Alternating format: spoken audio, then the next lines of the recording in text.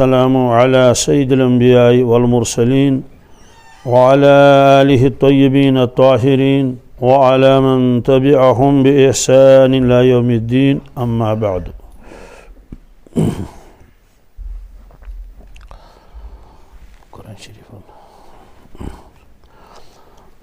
بسم الله الرحمن الرحيم.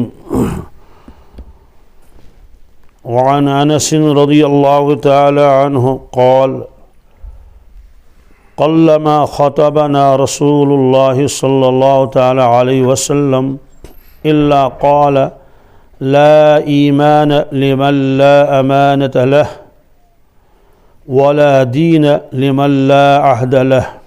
رواہ البیہقی فی شعب الایمان. اس حدیث پاک کے راوی ہیں حضرت انس رضی اللہ تعالی عنہ. ان کا تذکرہ اس سے پہلے بھی آ چکا ہے. یہ حضرت رسول اکرم صلی اللہ تعالی علیہ وسلم کے خادم خاص تھے. جب ان کی خدمت میں ان کے والدین نے بھیجا تو اس وقت ان کی عمر 9 سال یا 10 سال تھی. اس کے بعد یہ 10 سال تک حضرت رسول اللہ کی خدمت میں رہے نے آخری عمر مبارک تک. یہی فرماتے ہیں کہ بہت کم ایسا ہوا کہ خطبہ دیا ہو رسول اللہ صلی اللہ علیہ وسلم نے، واعظ فرمایا ہو جس میں یہ ارشاد نہیں فرمایا. یعنی مطلب اکثر خطبوں میں رسول اللہ صلی اللہ علیہ وسلم اس روایت کو بیان فرماتے تھے، اس حدیث مبارک کو بیان فرماتے تھے. چاہے جمعہ کا خطبہ ہو یا اور کسی موقع پر آپ نے خطبہ دیا تو آپ یہ بار بار فرماتے تھے کیا؟ لا ایمان لمن لا امانت اللہ، کہ جس شخص میں امانت نہیں اس کا ایمان کچھ بھی نہیں. لا ایمان، اس شخص کا ایمان کچھ بھی نہیں. لمن لا امانت اللہ، جس کے اندر امانت داری نہیں. ولا دین، اور اس شخص کا دین بھی کچھ بھی نہیں. لمن لا عہد اللہ، جس کے پاس عہد نہیں. ایفاء عہد، وعدہ کو پورا کرنا. تو دو چیزوں کا تذکرہ اس میں کیا، ایک تو امانت کا اور دوسرا عہد کا، وعدے کا. سوال امانت سے کیا مراد ہے؟ ایک امانت کے تو مشہور و معروف معنی ہیں، وہ یہ ہے کہ کسی شخص نے کسی کے حوالے کوئی چیز کر دی، کوئی مال اس کے پاس رکھ دیا، کوئی اور چیز رکھ دی کہ یہ بطور امانت آپ کے پاس ہے، میں سفر میں جا رہا ہوں، واپسی پر میں آپ سے یہ لے لوں گا، یہ بھی امانت ہے. یا اسی طرح سے ایک آدمی کہیں دور سفر میں گیا تو کسی شخص پر بھروسہ کر کے اپنے اہل عیال کی نگرانی اس کے حوالے کر دی، بھئی میرے بال بچے ہیں ان کا خیال رکھ لینا، تو یہ بھی امانت ہے. وہ ہے کہ اب اس شخص کو چاہیے کہ اس امانت میں خیانت نہ کرے. تو روپے پیسے ہوں یہ امانت ہے، اور جو بھی ذمہ داری اس کے اوپر ڈالی ہے اس پر اعتماد کر کے بھروسہ کر کے یہ بھی امانت ہے. تو اس میں خیانت نہیں کرنی چاہیے. جو آدمی اس میں خیانت کرے گا اس کے بارے میں آپ نے فرمایا اس کا ایمان نہیں. کیا مطلب؟ تو اس کا ایمان کامل نہیں. اس کا ایمان، اگر اس کا ایمان کامل ہوتا تو ضرور اس امانت کی حفاظت کر لیتا وہ. تو لیکن اتنا ہی مراد نہیں ہے. شارحین نے فرمایا امانت کا لفظ بہت عام ہے. اس میں فرمایا کہ اولاد بھی امانت ہے. اولاد بھی کس کی امانت ہے؟ اللہ کی امانت ہے. ایک آدمی جس کو اللہ نے اولاد دی ہے وہ ذہن میں رکھتا ہے کہ اس کو میں اعلیٰ تعلیم دے دوں گا، یہ افسر بنے گا، بڑا کاروباری بنے گا، میری خدمت کرے گا. بس یہ اس کے ذہن میں ہے. یہ اس کے ذہن میں نہیں ہے کہ یہ اللہ کا بندہ بھی ہے، یہ حضرت رسول اللہ صلی اللہ علیہ وسلم کا امتی بھی ہے. تو مجھے یہ بھی دیکھنا ہے کہ انہوں نے کیا فرمایا مجھے اس کے بارے میں. تو آدمی کے ذہن میں بعض مرتبہ صرف اتنا رہتا ہے کہ یہ میری اولاد ہے تو یہ بڑا ہو جائے گا، میری خدمت کرے گا. تو بس صرف اپنی جو ہے وہ غرض کو نظروں میں رکھا. اور اولاد امانت ہے، یہ کہاں ہے؟ ایک صحابی تھے، ان کے بچے کا انتقال ہوا. ابھی وہ نابالغ ہی تھے. کتنی عمر تھی بہرحال روایتوں میں یہ نہیں ہے، نابالغ تھا، 8 سال 10 سال 7 سال. تو بچے کے انتقال پر تو صدمہ ہوتا ہی ہے. والدین کو بہت صدمہ ہوا. تو اللہ کے نبی صلی اللہ علیہ وسلم نے ایک خط لکھا کبھی آپ خود تشریف لے جاتے تھے تعزیت کے لیے، تو اس موقع پر خط لکھا، ممکن ہے کہ پہلے خط لکھا ہو پھر بعد میں خود تشریف لے گئے ہوں، خط لکھوایا، اس میں پہلے اللہ کی حمد و ثنا کی، اس خط کا مفہوم یہ ہے، الفاظ یاد نہیں، پھر آخر میں فرمایا کہ یہ آپ کے پاس جو بچہ ہے یہ اللہ کی امانت تھی، کیا دیکھو امانت کا لفظ استعمال فرمایا، اور یہ امانت اللہ کی تھی، آپ نے اس کو اتنے سالوں تک پالا، اس کی خدمت کی، اور اللہ تعالیٰ نے اپنی امانت واپس لے لی۔ اگر آپ اس پر صبر کریں گے تو آپ کو اس کا ثواب ملے گا، اجر ملے گا آخرت میں، اور اگر آپ اس پر صبر نہیں کریں گے، بے صبری کریں گے، تو جو اجر ملنے والا تھا وہ اجر ختم ہو جائے گا، آپ کو اجر نہیں ملے گا، اور آپ کے بے صبری کی وجہ سے یہ بچہ واپس نہیں آئے گا، یعنی یہ تو چلا گیا، واپس تو نہیں آئے گا۔ تو یہ خط لکھا رسول اللہ صلی اللہ علیہ وسلم نے۔ یہ خط صرف اسی صحابی کو نہیں لکھا، یہ ہر امتی کو لکھا جس کے ساتھ ایسا معاملہ پیش آ جائے، تو وہاں امانت کا لفظ ہے، یہ اللہ کی امانت تھی آپ کے حوالے، آپ کے پاس اتنے دنوں تک۔ اس سے معلوم ہوا کہ اولاد بھی امانت ہے۔ یہی وجہ ہے کہ شریعت نے حکم دیا ہے کہ اپنے اولاد کی تربیت میں کوئی کمی نہ کرے۔ حضرت علی رضی اللہ تعالیٰ عنہ کی خدمت میں ایک مقدمہ آیا، ایک باپ نے اپنے بیٹے کے خلاف مقدمہ دائر کیا، تو باپ نے مقدمہ یہ دائر کیا، یہ میرا بیٹا ہے، میری خدمت نہیں کرتا ہے، میرے حقوق ادا نہیں کرتا۔ حضرت نے بیٹے کو بلایا، اسے کہا بھائی کیا بات ہے، آپ اس کی خدمت نہیں کرتے، ان کے حقوق ادا نہیں کرتے؟ انہوں نے کہا حضرت پہلے میرے والد صاحب سے پوچھ لیجئے، اس کو جب نکاح کرنا تھا کسی شریف خاتون سے نکاح کر لیتا، تو اس نے ایک ایسی عورت کے ساتھ اس نے نکاح کیا کہ جس کے اخلاق اچھے نہیں تھے، تو سب سے پہلے یہ قصور کیا اس نے اپنے لیے، اس نے مناسب رشتہ جو تھا وہ منتخب نہیں کیا، بس کیوں کیا واللہ عالم۔ اس کے بعد میرا نام بھی ٹھیک نہیں رکھا، میری تربیت بھی ٹھیک نہیں کی، اس لیے مجھے کچھ پتہ ہی نہیں ہے کہ باپ کے کیا حقوق ہیں، ماں کے کیا حقوق ہیں۔ تو ان کی بات سن کر حضرت نے وہ مقدمہ خارج کر دیا کہ تم نے اولاد کے جو حقوق پورے نہیں کیے، جب اولاد کے حقوق پورے نہیں کیے تو ہم اولاد کو کیسے مجبور کریں گے تم اپنے والد کے حقوق پورے کر لو۔ بہرحال الحمدللہ فرمایا کہ اولاد بھی امانت ہے۔ یہی وجہ ہے کہ جب بچہ پیدا ہوتا ہے تو اس کے کان میں اذان دی جاتی ہے، یہ تربیت ہے، تکبیر کہی جاتی ہے، کسی بزرگ سے تہنیک کی جاتی ہے کہ کھجور منہ میں رکھ کے وہ چباتا ہے، اور پھر اس بچے کے منہ میں اس کا وہ لعاب ڈال دیتا ہے، جو بھی اس کا طریقہ ہو۔ اس کی وجہ یہی ہے کہ جسمانی اعتبار سے بھی سب سے پہلے اس شخص کا لعاب اس کے منہ میں پہنچے جو اللہ اللہ کرنے والا ہے، نیک اور متقی پرہیزگار ہے، اس کے اثرات اس بچے کے اندر آ جائیں گے۔ بہرحال یہ اولاد بھی امانت ہے۔ ایسے میاں بیوی کے حقوق یہ بھی امانت میں ہے، اس میں آدمی کوتاہی نہ کرے، کمی نہ کرے۔ اسی طرح سے رشتوں کے حقوق کے سارے امانتیں ہیں۔ اسی طرح سے ملازمت، ایک عہدہ کسی کو دے دیا گیا، یہ عہدہ امانت ہے، اب اس میں خیانت نہ کرے، خود غرضی نہ کرے۔ اور مزدوری یہ بھی ایک امانت ہے۔ امانت کیسے ہے کہ مزدور تنخواہ لے لیتا ہے، اور یہ جو وقت اس کے پاس ہے یہ اس کی امانت ہے، اس میں وہ خیانت نہیں کرنی چاہیے، اس کو اپنا کام جو پورا کرنا چاہیے۔ اسی طرح سے لقطہ کسے کہتے ہیں؟ گری پڑی چیز، گری پڑی کوئی گری پڑی چیز آپ کو راستے میں مل گئی، یہ آپ کے پاس امانت ہے، اس کے مالک کو تلاش کرنا آپ کے ذمے ہے۔ مالک کو تلاش کر لو، ڈھونڈو، اعلان کر لو۔ اب اس کے طریقے الگ ہیں، اعلان کس طرح سے کیا جائے گا۔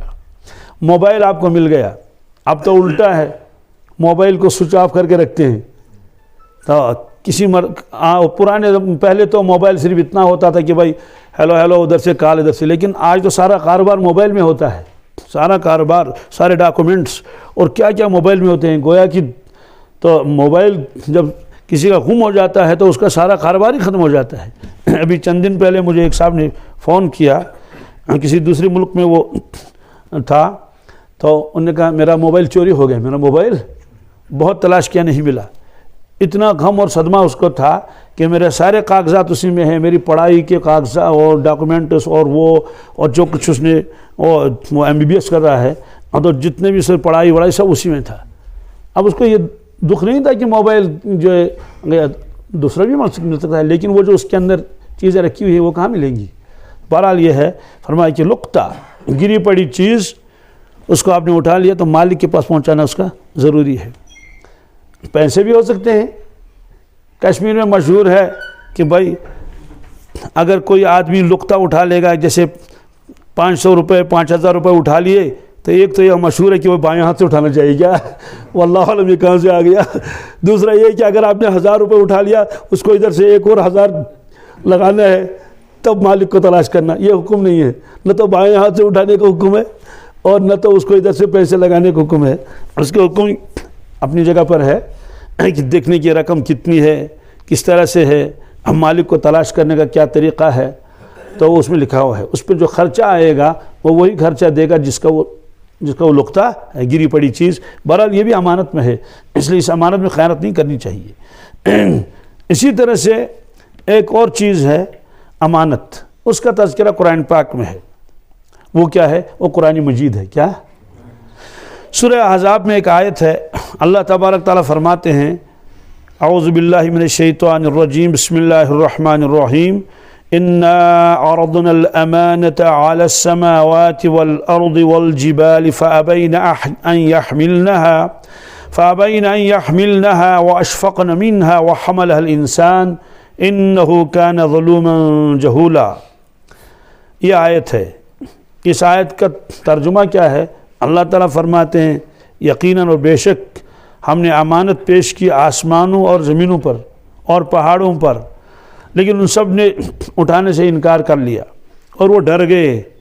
پھر اس کو انسان نے اٹھا لیا، اس امانت کو۔ پھر فرمایا انہ کان ظلوما جہولا، وہ ظلوم بھی ہے، جہول بھی ہے، ظالم بڑا جاہل ہے۔ اس کی تشریح اس وقت مقصود نہیں ہے، لیکن اس میں قرآن یہ جو امانت فرمایا، ہم نے امانت پیش کی آسمانوں کے اوپر اور زمین کے اور پہاڑوں کے اوپر۔ امانت سے مراد قرآن پاک ہے۔ کیا ہے؟ قرآن پاک کے احکامات۔ کہ آسمان سے کہا آپ اٹھا لو، انہوں نے کہا ہم بھی نہیں اٹھا سکتے، ہمارے اندر اتنی ہمت نہیں ہے۔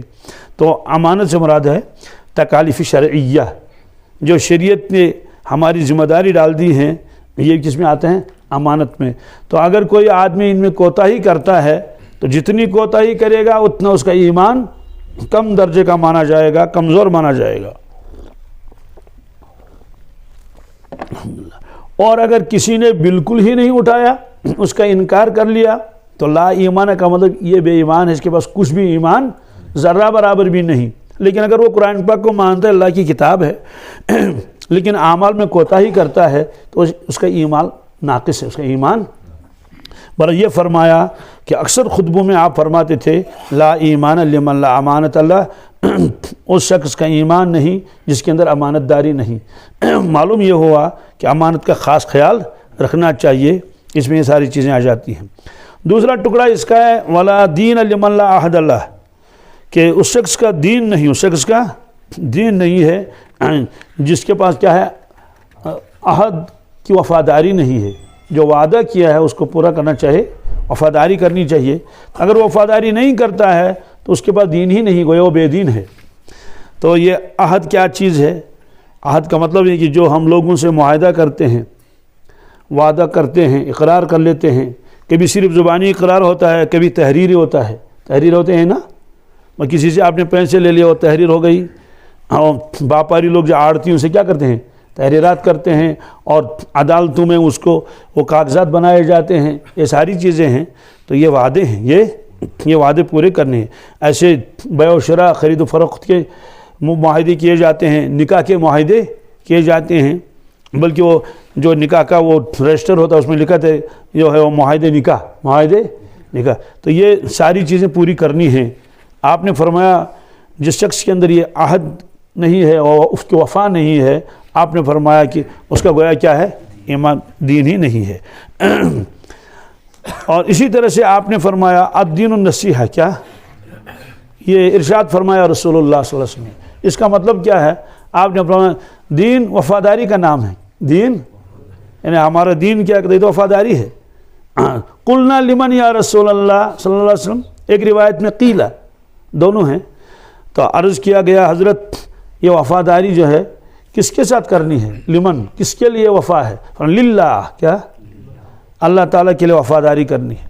تو اللہ تعالیٰ کی وفاداری کیسی کرنی ہے؟ اس پر ایمان لانا ہے، اس سے محبت کرنی ہے، سچی محبت، اس سے ڈرنا ہے، وہ جو حکم فرمائیں اسی کے مطابق زندگی گزارنی ہے، تو اس کے ساتھ کسی کو شریک نہیں ٹھہرانا ہے. یہ گویا کہ اللہ تعالیٰ کے ساتھ وفاداری ہے. ولی کتاب ہی کیا آپ نے فرمایا کہ اور وفاداری اس کی کتاب کے ساتھ ہے. قرآن پاک کے ساتھ وفاداری یہی ہے کہ قرآن پاک کے جو حقوق ہیں ان کو پورے کر لیں. علماء کرام نے 5 حق لکھے ہیں کتابوں میں. کتنے؟ قرآن پاک کے 5 حق ہے امت کے اوپر. عظمت، کیا یہ ایسا کلام ہے، اس کی عظمت دل میں ہونی چاہیے. کبھی تصور کرنا چاہیے اللہ اکبر، کسی انسان کا کلام نہیں، یہ کلام ہے کس کا؟ اللہ رب العزت کا ہے. تو جیسے اللہ کی شان ہے ویسے اس قرآن پاک کی بھی شان ہے. سارے دنیا کے علوم یہی رہ جائیں گے، ختم، کچھ بھی نہیں رہے گا، مسئلے مسائل بھی نہیں رہے سوائے قرآن مجید. کیا یہ لوح محفوظ میں بھی ہے اور جنت کے دیواروں پر بھی یہ قرآن پاک لکھا ہوا ہے. اور حدیث پاک میں ہے کہ جب جنتی جنت میں جائیں گے، واللہ عالم کتنے وقت کے بعد اللہ تعالیٰ ان کو جمع فرمائیں گے ایک میدان میں، ایک باغ میں، خاص باغ ہوگا وہ. تو نور کی کرسیوں پر وہاں جنتی ہوں گے. تو اللہ تعالیٰ ان سے ہم کلام ہوں گے، فرمائیں گے کہ اے میرے بندو، آج ہم آپ کو ایسی چیز دیں گے، ایسی نعمت، اس سے پہلے ہم نے آپ کو ایسی نعمت نہیں دی. تو بندے حیران ہو جائیں گے کہ اب کیا دیں گے اللہ تعالیٰ؟ بھائی ہر چیز ملی، کھانے کا سامان بھی ملا، رہنے کے مکانات بھی ملے، حور و قصور بھی مل گئے، اور ڈبوں میں دودھ نہیں ہے بلکہ دودھ کے دریا ہیں اور شہد کے دریا ہے، اور ایسی زندگی، ایسی صحت، ایسی جوانی، اب کیا دیں گے؟ تو اللہ تعالیٰ فرمائیں گے اس وقت میں آپ کو ایسی چیز دوں گا، ایسی نعمت کہ جو کچھ آپ کو دیا گیا، جو کچھ آپ کو، تو آج کی اس نعمت کے مقابلے میں وہ ساری نعمتیں آپ کو ہیچ معلوم ہوں گی، کچھ بھی نہیں. تو بندے عرض کریں گے یا اللہ کیا؟ اللہ تعالیٰ فرمائیں گے کہ دنیا میں آپ قرآن پاک کی تلاوت کرتے تھے، میرے بندو میں آپ کی تلاوت سنتا تھا، آج میں خود تلاوت کروں گا، آپ تلاوت سن لیں. آپ تلاوت، یہ حدیث میں ہے. تو اس وقت اللہ تعالیٰ تلاوت فرمائیں گے. کیسی تلاوت فرمائیں گے واللہ عالم. ایک صحابی فرماتے ہیں کہ میں نے اسلام قبول نہیں کیا تھا، تو اتفاقاً میں نے دیکھا حضرت رسول اللہ صلی اللہ علیہ وسلم مغرب کی نماز کہیں پڑھ رہے تھے، تو والطور پڑھ رہے تھے. کیا؟ والطور و کتاب مستور. فرماتے ہیں کہ ایسی آواز اور ایسا اثر اس میں تھا، کہتے ہیں کہ مجھے لگ رہا تھا کہ میرا سینہ چاک ہو جائے گا، میرا سینہ ایسا. تو بس میرے دل میں اس قرآن پاک کی عظمت آئی اور محبت آئی. میں نے کہا یہ سچا نبی ہے. کیا؟ تو جب اللہ کے نبی صلی اللہ علیہ وسلم کے پڑھنے میں ایسا اثر ہے، تو اللہ تعالیٰ جب تلاوت کریں گے تو وہ تلاوت کیسے ہوگی؟ تو اس وقت جو ہے وہ بندوں کو معلوم ہوگا کہ یہ جو ہم کیلے اور سنترے اور انار کھاتے تھے، یہ تو اس کے مقابلے میں کچھ بھی نہیں. اور حضرت مجدد الفسانی شیخ احمد سرہندی نے اس میں ایک نکتہ بھی لکھا ہے کہ قرآن پاک کے بارے میں یہ ہے لِكُلِّ آیَةٍ مِّنْهَا ظَاہِرٌ وَبَاطِنٌ. ہر آیت کا ایک ظاہر بھی اور باطن بھی ہے. ظاہر کا مطلب کہ اس کا ترجمہ یہ ہے، اس میں یہ مسئلہ نکلتا ہے، یہ اس کا ظاہر ہے، اس کا، اور باطن اس کے انوارات ہیں. چونکہ اللہ تعالیٰ نے دنیا میں اس کے انوارات کو چھپا کے رکھا. اگر ظاہر ہو جائیں گے تو دنیا میں ایک آدمی بھی انکار کرنے والا نہیں رہے گا، بلکہ کتابوں میں لکھا ہے ہر کلمے والا تو ابدال اور قطب کے درجے پر پہنچے گا، ایسی کیفیت اس کی ہو جائے گی. لیکن اللہ تعالیٰ نے اس کو پردے غیب میں رکھا. وہ جو اس کا بطن ہے، بطن لِكُلِّ آیَةٍ مِّنْهَا ظَاہِرٌ وَبَاطِنٌ، وہ جو باطن ہے جو چھپایا گیا، جب تلاوت فرمائیں گے اللہ تعالیٰ اس وقت وہ باطن بھی ظاہر ہو جائے گا، اس وقت باطن بھی. تو چونکہ وہ نور کی شکل میں ہے، اس لیے ہر جنتی کو ایسا محسوس ہوگا کہ وہ نور کے سمندر میں ہے. کس میں؟ تو وہ مست ہو جائے گا اسی میں. تو بہرحال یہ فرمایا کہ اس کتاب کے 5 حقوق ہیں. کتنے؟ ایک تو عظمت ہے، ایک تو محبت ہے. کیا؟ ظاہر سی بات ہے، اللہ تعالیٰ کا کلام ہے تو جیسے اللہ سے محبت ہونی چاہیے تو اللہ کے کلام سے بھی محبت ہونی چاہیے. تو عظمت، ہمارے بزرگوں کو میں نے خود بھی دیکھا ہے، وہ پڑھاتے ہیں دارالعلوموں میں، اپنے اساتذہ کو دیکھا جو بوڑھے بھی ہوتے ہیں، کیونکہ وہاں تو ریٹائر نہیں ہوتے ہیں. کیا؟ نہیں 80 سال کا بزرگ ہے، پڑھا رہا ہے. اور میں نے حضرت مفتی محمود صاحب رحمۃ اللہ سے رسم المفتی پڑھی ہے 92 سال کی عمر میں. کتنی؟ یعنی ان کی عمر مبارک اس وقت 92 سال تھی اور وہ رسم مفتی پڑھاتے تھے، مفتیوں کو پڑھاتے تھے، اور ایسے اور کتابیں پڑھاتے تھے، بوڑھے ہو گئے تھے۔ پھر مدارس والے اس پر زیادہ بوجھ تو نہیں ڈالتے ہیں، لیکن بہرحال پڑھانے کا سلسلہ جاری رہتا ہے۔ تو فرمایا کہ یہ عظمت اور محبت، جیسے اللہ کی سے محبت نہیں سی۔ تو ان کو کیا دیکھا ان بزرگوں کو، جب وہ عام کتاب پڑھائیں گے گرامر کی کتاب تو ٹیک لگاتے ہیں، کیا ٹیک لگاتے ہیں؟ تو جو گرامر کی کتاب ہے، فقہ کی کتاب ہے، کنز الدقائق ہے، قدوری ہے اور ہدایہ وغیرہ، جب لوگ حدیث پڑھاتے ہیں کیا اس وقت وہ دو زانو بیٹھتے ہیں، کیا ٹیک چھوڑ دیتے ہیں، ٹیک یہ میں نے خود دیکھا ہے، ٹیک چھوڑ دیتے ہیں اور عطر لگا کے آتے ہیں، کیا کیوں؟ کہتے ہیں ہم کو حدیث پڑھانی ہے، کیا؟ تو جیسے صاحب حدیث ہے رسول اللہ صلی اللہ علیہ وسلم، تو ایسے وہ ان کی ان احادیث کے اتنا احترام کرتے ہیں۔ تو عام کتابوں کو تو دوسرے انداز سے پڑھاتے ہیں، کبھی ٹیک لگائیں، کبھی ادھر پہ رکھیں گے، کدھر ادھر رہیں گے، لیکن حدیث جو پڑھائیں گے تو 2 گھنٹے بھی پڑھائیں، 1.5 گھنٹے بھی پڑھائیں گے، بس ایسی عظمت کے ساتھ۔ امام شافعی رحمۃ اللہ کے بارے میں لکھا ہے، وہ حدیث کا درس دے رہے تھے، یا امام احمد حنبل کی رحمۃ اللہ کے بارے میں حدیث کا درس دے رہے تھے، لیکن چہرہ متغیر ہو جاتا تھا، لگتا ہے کہ کچھ پریشانی ہے۔ تو گھنٹہ 2 گھنٹہ جتنے بھی سبق پڑھایا، طلبہ حیران تھے کہ کیا بات ہے، حضرت کے چہرے کا رنگ بدل جاتا ہے، لگتا ہے کچھ پریشانی ہے، لیکن پڑھا رہے ہیں۔ لیکن جب پڑھائی ختم ہو گئی، حضرت نے فرمایا بھائی میرا کرتا ذرا پیچھے سے اٹھا لو، کوئی چیز مجھے ڈھنک دے رہی ہے۔ انہوں نے اٹھایا تو بچھو تھا، کیا؟ تو طلبہ نے کہا حضرت پہلے ہی کیوں نہیں بتایا؟ انہوں نے کہا میں حدیث پڑھا رہا تھا، کیا؟ تو اس کی تعظیم اور احترام کی وجہ سے میں نے کہا جو بھی ہو، بچو ہو یا اور کوئی بلا ہو، جب تک میں سبق ختم نہیں کروں گا تب تک میں جو ہے اس کو دیکھوں گا نہیں۔ تو اس لیے فرمایا کہ یہ تو حدیث کے ساتھ ان کا معاملہ ہے، تو قرآن پاک کے ساتھ تو اور زیادہ ہونا چاہیے، یہ تو اللہ کا کلام ہے۔ تو عظمت، کیا محبت، اطاعت، کیا اس قرآن پاک کی اطاعت بھی کرنی چاہیے، اس کے بغیر تو ظاہر سی بات ہے ہماری کوئی قیمت ہی نہیں۔ تلاوت، کیا؟ اور حضرت مولانا ابرار الحق صاحب فرما دیتے تلاوت معصیت، کیا معصیت کا مطلب کہ تلاوت صحیح کرنی چاہیے، کیا اپنے مخارج کے ساتھ، تجوید قرات کے ساتھ۔ اور امام جزری علیہ رحمہ کا قول ہے من لم والاخذ بالتجوید والاخذ بالتجوید حتم لازم من لم یجود القرآن فهو آثم۔ حضرت فرماتے تھے اخذ بالتجوید، تجوید کے ساتھ قرآن پاک کو پڑھنا یہ لازمی امر ہے، کیا فرمائیے جو اس میں کوتاہی کرے گا گناہگار ہو جائے گا۔ بہرحال قرآن پاک کے 4 حقوق، 5واں اشاعت، کیا یہ قرآن پاک پھیلے، اپنے بچوں کو پڑھانا ہے، محلے کے بچوں کو پڑھانا ہے، اور جو پڑھنے کے لیے آئے تو اس کو پڑھانا ہے، انکار نہیں کرنا چاہیے۔ تو یہ حقوق ہیں قرآن پاک کے۔ تو ارشاد فرمایا رسول اللہ نے الدین النصیحہ، دین وفاداری کا نام ہے، دین قیل لمن، کس کی وفاداری؟ فرمایا للہ، اللہ کی وفاداری، ولی کتاب ہی، اس کی کتاب کی وفاداری، فرمایا کہ ولی رسول ہی صلی اللہ علیہ وسلم، اس کے رسول صلی اللہ علیہ وسلم کی وفاداری دین۔ اب ان کی وفاداری کیا ہے؟ ان پر ایمان لانا ہے، ان کی تعظیم کرنی ہے، ان سے محبت کرنی ہے، محبت ہی نہیں بلکہ عشق ہونا چاہیے، ان کی اطاعت ہونی چاہیے۔ بات سمجھ آ گئی؟ اور یہ گویا کہ ان کے ساتھ وفاداری ہے رسول اللہ صلی اللہ علیہ وسلم کے ساتھ، ان کے جو حقوق ہیں تو ان حقوق کو پورا کرنا۔ فرماتے ہیں کہ ولی ائمۃ المسلمین، کیا جو مسلمان ان کے حکام ہیں، جو ہے شریعت کے مطابق عوام کو چلاتے ہیں، ان کی وفاداری کرنا، ان کی نافرمانی نہیں کرنی چاہیے۔ آگے فرمایا عامتہم، کیا امت کے ساتھ وفاداری، امت کے ساتھ وفاداری کیا ہے؟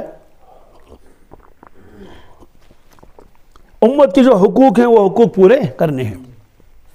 یہ شاگرد ہے، یہ استاد ہے، یہ مرشد ہے، یہ ہمسایہ ہے، یہ ماتحت ہے، یہ حاکم ہے، یہ ساری ہیں، یہ رشتہ دار ہے، وہ خالہ ہے، یہ پھوپھی ہے، اور یہ غریب ہے، یہ یتیم ہے، یہ مسکین ہے، وہ بیوہ ہے، یہ مجبور ہے، یہ مقروض ہے، وہ بیمار ہے۔ ان سارے کے حقوق ہیں۔ بیمار کی عادت کریں اور مقروض کے قرضے کو اتارنے کی کوشش کر لیں۔ تو یہ آپ نے فرمایا کہ دین نام ہے وفاداری کا۔ تو بہرحال اس میں فرمایا کہ جو آدمی اپنے وعدوں کو پورا نہیں کرتا ہے اس کے پاس دین نہیں ہے۔ تو یہ وعدہ عام ہے کسی کے ساتھ بھی معاہدہ کرے، بلکہ اگر ذرا سا معمولی اگر وعدہ قسم نہ ہو اس میں، لیکن صرف ایک قول ہو، کیا وہ بھی پورا ہونا چاہیے۔ کیسے؟ اللہ کے نبی صلی اللہ علیہ وسلم ایک جگہ تشریف فرما تھے تو ایک عورت اپنے بچے کو بلاتی تھی، آجا آجا بیٹے، آجا بیٹے، کیسا میں ایسا دماغ، کیا کیسا میں ایسا دماغ، آجا بیٹے میں آپ کو کچھ دوں۔ تو آپ نے فرمایا کہ کیا دینے کا ارادہ ہے؟ تو نے کہا حضرت کھجور۔ کیا؟ فرمایا کہ اگر آپ اس کو صرف بلاتی اور کچھ نہ دیتی، کچھ نہ دیتی، یہ وعدہ خلافی ہوتی اور جھوٹ ہوتا۔ کیا؟ جھوٹ ہوتا، تو یہ دھوکہ ہوتا۔ حضرت امام بخاری رحمۃ اللہ تعالیٰ علیہ یہ بہت دور دور تک سفر کرتے تھے۔ اس زمانے میں یہ نہیں کہ انٹرنیٹ کھولو اور جو ہے وہ ساری کتابیں جو سامنے آ رہی ہیں، یا آپ نے بخاری اور ترمذی اور مسلم شریف گھر میں لائی تو جب مرضی ہے تو جتنی حدیث ہیں تو دیکھ لو، چاہے مشکات شریف دیکھ لو، چاہے نسائی دیکھ لو۔ نہیں، اس زمانے میں یہ تھا کہ فلان جگہ پر ایک آدمی ہے، اس کے پاس ایک حدیث ہے، اس کے پاس ایک۔ اب لوگ سفر کر کے جاتے تھے حدیث سننے کے لیے۔ کتابوں میں لکھا ہے بعض لوگوں نے 1 مہینے کا سفر کیا ہے، کتنے؟ روایت سننے کے لیے۔ اور اس زمانے میں یہ بھی تھا کہ اس شخص نے روایت سن لی حدیث، درمیان میں اس کے یہ بھی ہے، یہ بھی ہے، یہ بھی ہے، اور یہ بھی زندہ ہے، یہ بھی زندہ ہے۔ تو یہ شخص جب اس سے سنتا تھا کہتا تھا اب میں یہ کوشش کرتا ہوں کہ میں اس کو چھوڑ کر ڈائریکٹ اس سے سن لوں، تاکہ یہ جو سند ہے، یہ جو راوی ہیں ان کی تعداد کم ہو جائے، ان کی تعداد۔ تو جن روایتوں کے اندر راوی کم ہوتے ہیں وہ زیادہ مضبوط مانی جاتی ہے۔ اسی لیے بخاری شریف میں بھی دوسری کتاب میں ثلاثیات، کیا ثلاثیات کا مطلب یہ ہے کہ صاحب کتاب کے درمیان اور رسول اللہ کے درمیان میں 3 واسطے ہیں، کیا کہیں 4 واسطے بھی ہوتے ہیں۔ امام ابو حنیفہ رحمۃ اللہ کی بہت ساری روایتیں ہیں، ہم تو ڈائریکٹ صحابہ سے سنی، کس سے؟ صحابہ سے سنی۔ بہت ساری روایتیں ہیں درمیان میں 1 واسطہ ہے، کیا جی؟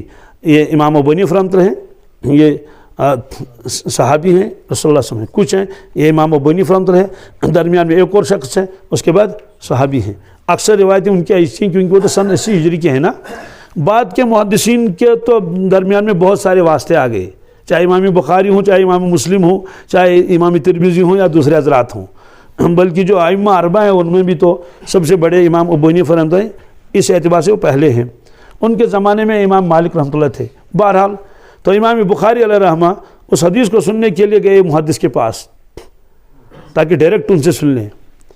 تو وہاں وہ لوگ وقت ضائع نہیں کرتے تھے، وہاں پہنچے تو معلوم ہوا کہ حضرت تشریف لے گئے ہیں گھوڑا لانے کے لیے، ان کا گھوڑا جنگل میں گھاس کھا رہا ہے۔ تو حضرت نے گوارا نہیں کیا کہ میں انتظار کر لوں، میں وہیں جاؤں، تو کسی لڑکے کو ساتھ لے لے، بھائی بیٹے مجھے جگہ دکھاؤ۔ تو بہرحال پہنچ گئے وہاں۔ تو اب اس نے گھوڑا ابھی پکڑا نہیں تھا، گھوڑے کو بلا رہا تھا، لیکن اس نے اپنے دامن کو سمیٹا تھا، ایسے جیسے دامن کے اندر کوئی چیز رکھی ہوئی ہے، جیسے ہم لوگ بھی دامن یوں سمیٹ لیتے ہیں، اس میں کچھ رکھ لیتے ہیں۔ تو ایک ہاتھ سے پکڑا تھا، دوسرے ہاتھ سے اس کو بلا رہا تھا، کس کو؟ گھوڑے کو، آ جاؤ آ جاؤ آ جاؤ، پاپا پاپا کیا کرتا تھا اس کو۔ بہرحال تو گھوڑا یہ سمجھ کر آیا کہ اس کے دامن میں کچھ ہے، کچھ بھی ہو کھانے کی چیز جو گھوڑے کھاتے تھے۔ تو وہ آیا قریب، جب وہ قریب آیا اس نے دامن چھوڑ دیا، دامن خالی تھا، اور اس کے یال کو پکڑ لیا، اس کے بالوں کو، گردن کے بال کو پکڑ لیا۔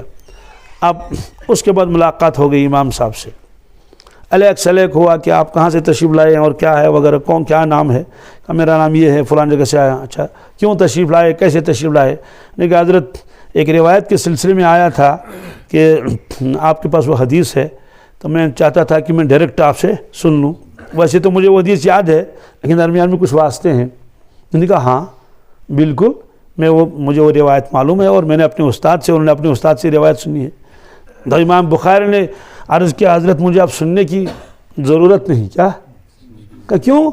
آپ اتنی دور سے آئے اور اتنی مسافت آپ نے طے کی، اور بھوک اور پیاس اور گرمی، اس زمانے میں جگہ جگہ ہوٹل کہاں تھے؟ کہیں بھی نہیں۔ تو کہا حضرت اب مجھے سننے کی چاہت نہیں رہے گا۔ کیوں؟ کہا مجھے آپ پر بھروسہ نہیں رہا۔ کیا؟ کیوں بھروسہ نہیں رہا؟ تو متقی ہے، پرہیزگار ہے، محدث ہے، اللہ اللہ کرنے والا ہے۔ انہوں نے کہا حضرت آپ نے گھوڑے کو دھوکہ دیا، آپ نے گھوڑے کو دھوکہ دیا۔ کہا کیوں؟ کہا آپ نے تو اس کو بلایا اور آپ نے اپنا جو دامن سمیٹ کے رکھا تھا، گویا کہ گھوڑا یہ سمجھے اس کے دامن میں کچھ ہے، تو لیکن آپ کا دامن تو خالی تھا، اس لیے مجھے آپ پر اعتماد نہیں، مجھے آپ پر سلام علیکم۔ اب ظاہر سی بات ہے، اس کا مطلب تھوڑا کہ وہ محدث جھوٹ بولتا، تو وہ تو ایسے ہی کچھ بھی نہیں تھا تو گھوڑے کو بلایا۔ تو بہرحال اس طرح سے فرمایا کہ یہ بھی ایک دھوکہ ہے۔ کیا؟ جانوروں کو آپ بلائیں گے، کچھ نہ ڈالیں گے، تو ہم کتوں کو کوش کوش کرتے ہیں نا، کوش کوش کوش کوش، پھر دیتے کچھ بھی نہیں، یہ دھوکہ ہے۔ کیا؟ آپ نے فرمایا کہ یہ دھوکہ نہیں ہونا چاہیے۔ تو یہاں فرمایا کہ جس کے پاس عہد نہیں ہے، وعدے کی وفاداری نہیں، اس کا دین بھی نہیں۔ آج کل تو اس کو لوگ بہت معمولی سمجھتے ہیں، چکیں دیتے ہیں، وہ چک کیش نہیں ہوتی، وہ کہتے ہیں اس کا بیلنس کیا ہے ہی نہیں۔ ایک آدمی نے مجھے کہا کہ ایک شخص نے 35 لاکھ کے چک دے دیے۔ کتنے؟ 1 لاکھ کی چک صحیح تھی، 34 لاکھ کی تو فراڈ۔ کیا؟ اب بیچارہ مر رہا، کیا کرے گا؟ 34 لاکھ ایک ساتھ تو دبا کے بھاگ گیا کہیں۔ تو یہ ساری چیزیں ہیں، یہ عہد میں آتی ہیں۔ اور ایک بات، اس عہد میں ایک خاص عہد بھی ہے، اس عہد میں ایک خاص عہد ہے، اسے کہتے ہیں عہد ازل۔ کیا؟ عہد ازل۔ اور دوسرا نام اس کا ہے عہد الست۔ عہد الست، یہ عہد ازل اور عہد الست یہ کیا چیز ہے؟ یہ اللہ تعالیٰ نے وعدہ لیا ہے عالم ارواح میں، عالم ارواح میں ہم سب سے۔ اس کا تذکرہ سورہ اعراف میں ہے۔ اعوذ باللہ من الشیطان الرجیم، بسم اللہ الرحمن الرحیم۔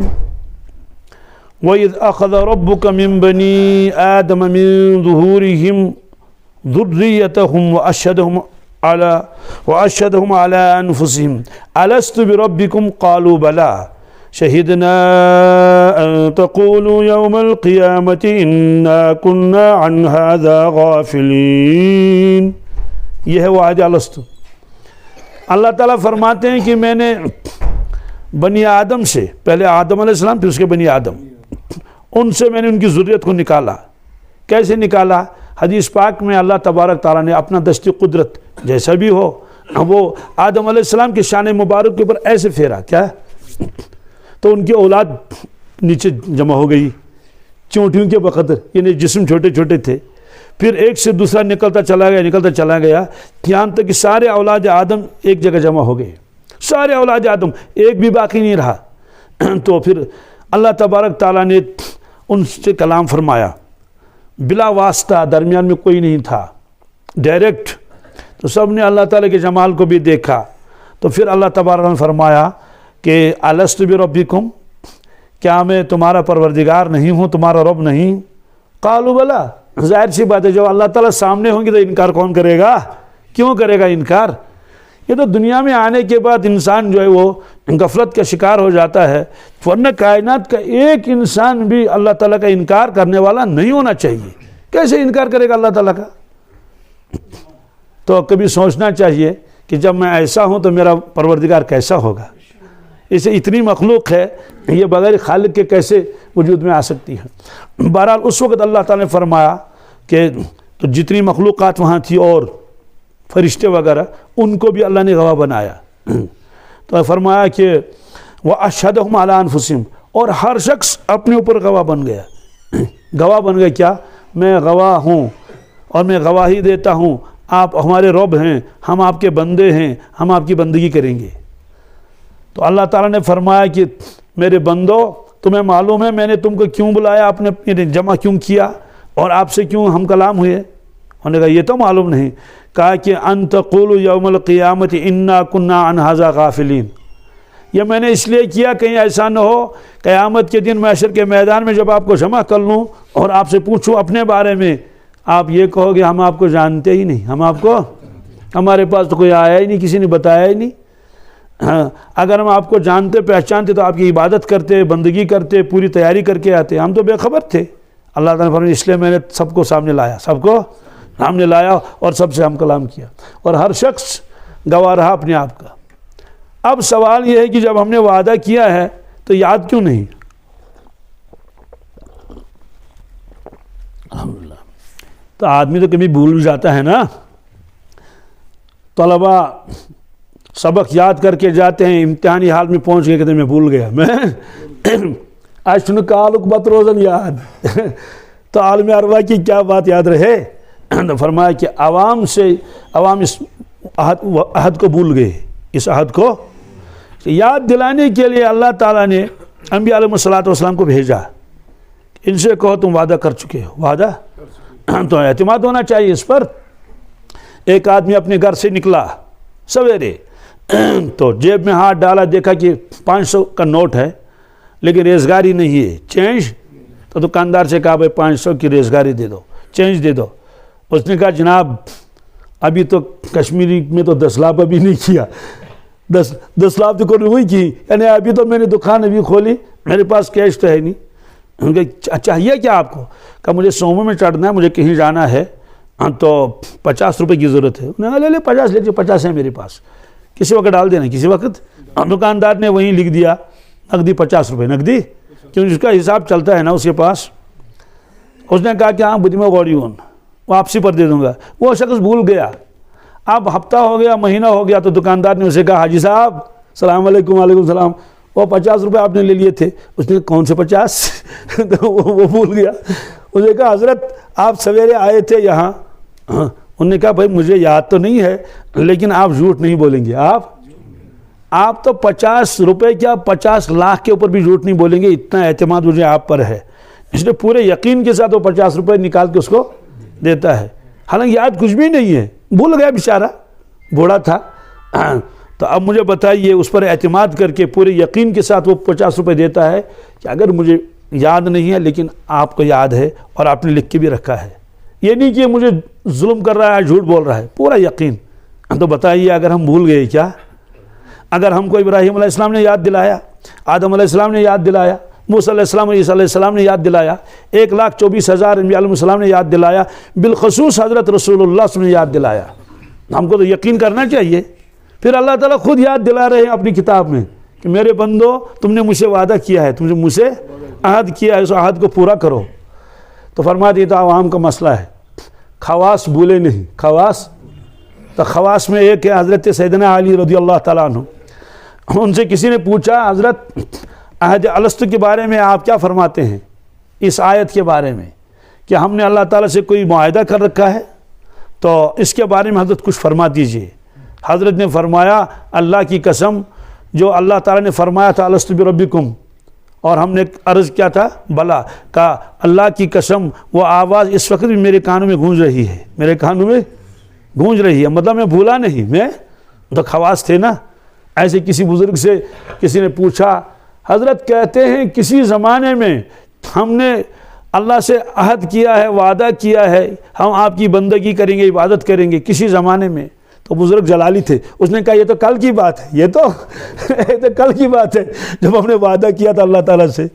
تو اس میں فرمایا کہ جس شخص نے اس وعدے کو نہیں نبھایا، کیا کس وعدے کو؟ جو ہم نے اللہ سے وعدہ کیا ہے، تو اس کا دین ہی نہیں، اس کا۔ اب اس کے دو معنی ہیں، ایک مطلب تو یہ ہے کہ وہ تو مانتا ہی نہیں اللہ ہے، وہ کہتا ہے کہ یہ کائنات خود بنی ہے، اللہ والا کوئی نہیں، اللہ والا ایتھیسٹ نام رکھ دیا اپنا، کہ میں اللہ کو نہیں مانتا، نعوذ باللہ۔ دوسرا مطلب تو یہ ہے کہ اللہ تعالیٰ کو وحدہ لا شریک نہیں مانتا، کیا یہ تو مانتا ہے کہ اس کائنات کوئی بنانے والا ہے، لیکن عملی طور پر اس کی عبادت نہیں کرتا ہے، شرک وغیرہ کرتا ہے، وہ اس نے بھی اس وعدے کو مانا نہیں۔ تیسرا یہ ہے کہ جو اللہ کو مانتا ہے وحدہ لا شریک ہے لیکن اس عہد کو پورا نہیں کرتا ہے، وہ اس کے ایمان کے اندر کیا ہے؟ کمی ہے۔ اور اسی کی طرف اشارہ فرمایا تھا حضرت شیخ العالم شیخ نور الدین نورانی رحمۃ اللہ علیہ، صبح پھولتے رات گیا آدھا، صبح پھولتے، کیا عجیب شان کے بزرگ ہے۔ اد کیوں بیٹھک رادہ جت بانگتے صلات کر مال آدھا، تد کیوں آخا وعدہ جت، تد کیوں آخا، کہ آپ تو وعدہ کر چکے ہیں، اس لیے بانگ اور صلات اس کو ادا کر لو۔ فرض تو سنت کر مال آدھا جنتس ننیو نادا جت۔ بہرحال اس میں فرمایا کہ ولا عہد ولا دین لمن لا عہد اللہ، تو اس شخص کے پاس دین نہیں ہے جس کے پاس کیا ہے؟ وعدہ وفا نہیں ہے۔ اس سے معلوم یہ ہوا کہ ایک تو امانت میں خیانت نہیں کرنی چاہیے، اس سے ایمان میں نقصان ہوگا۔